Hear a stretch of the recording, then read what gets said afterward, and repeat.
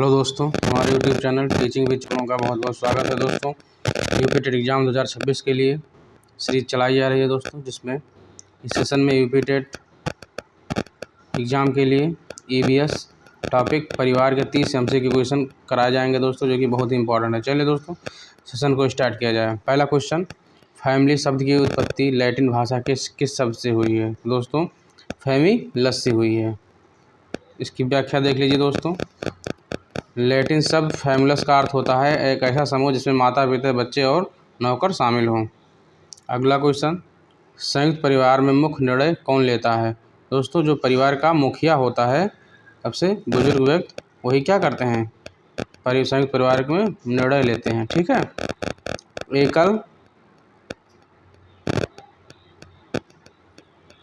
एकल परिवार से क्या तात्पर्य है? तो एकल परिवार में क्या होता है कि जो परिवार जिसमें माता पिता और उनके अविवाहित बच्चे हों। ठीक है। अगला क्वेश्चन, किस प्रकार के परिवार में वृद्धों की सुरक्षा और श्रम विभाजन आसानी से हो जाता है? जो संयुक्त परिवार होता है उसमें वृद्धों की सुरक्षा और श्रम विभाजन आसानी से हो जाता है।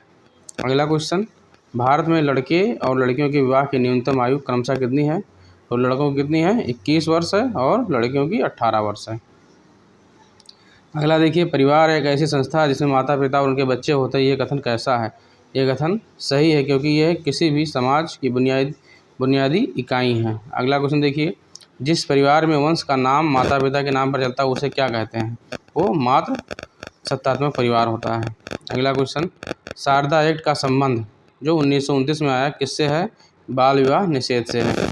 अगला देखिए, दहेज निरोधक अधिनियम भारत में किस वर्ष लागू किया गया था? तो ये सन 1961 में लागू किया गया था।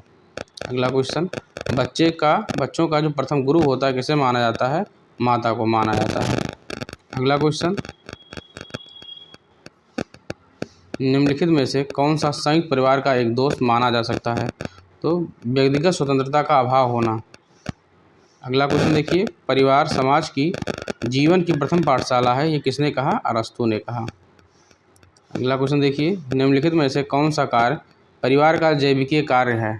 तो संतानोत्पत्ति और प्रजाति की निरंतरता। अगला क्वेश्चन, एकल परिवार के तीव्र गति से बढ़ने का मुख्य कारण क्या है? तो उपयुक्त सभी। भारत में बाल विवाह निरोधक अधिनियम किस वर्ष पारित किया गया था? तो ये सन 2006 में पारित किया गया था।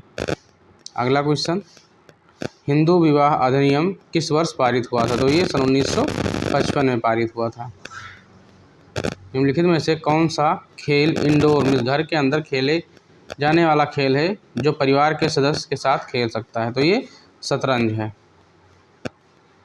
परिवार के सदस्यों के बीच किस प्रकार का संबंध होना अनिवार्य है? तो ये भावनात्मक और रक्त संबंध। अगला क्वेश्चन, राष्ट्रीय बाल श्रम परियोजना की शुरुआत किस वर्ष की गई थी? तो ये सन 1988 में की गई थी।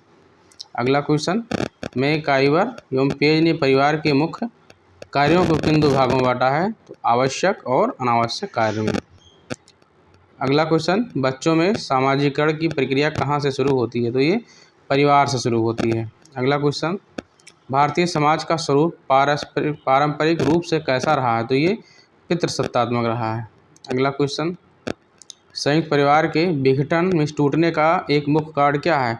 इसमें रोजगार की तलाश में शहरों की ओर पलायन, कृषि भूमि का कम होना, पश्चिमी विचारधारा का प्रभाव में उपयुक्त सभी। अगला क्वेश्चन, मनुष्य एक सामाजिक प्राणी है, क्या है? ये कथन किसका है? तो ये अरस्तू ने कहा।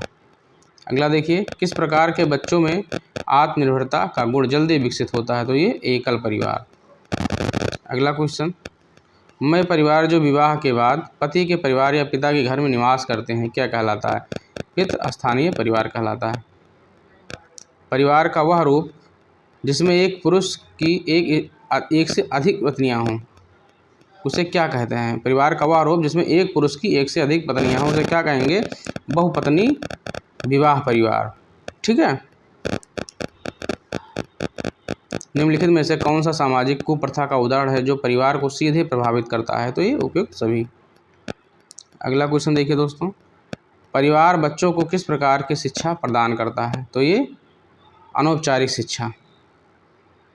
अगला क्वेश्चन, मित्र को मैकाइवर और पेज ने किन श्रेणियों में विभाजित किया है? तो ये उपयोगिता के मित्र, आनंद के मित्र और अच्छाई के मित्र। दोस्तों इस सेशन में आप लोगों को EVS के 30 MCQ क्वेश्चन कराए गए दोस्तों, जो कि बहुत ही इंपॉर्टेंट है। दोस्तों अगर आप हमारे चैनल पर नए हैं तो हमारे channel teaching with Chaudhary channel को सब्सक्राइब, लाइक, शेयर जरूर करें दोस्तों।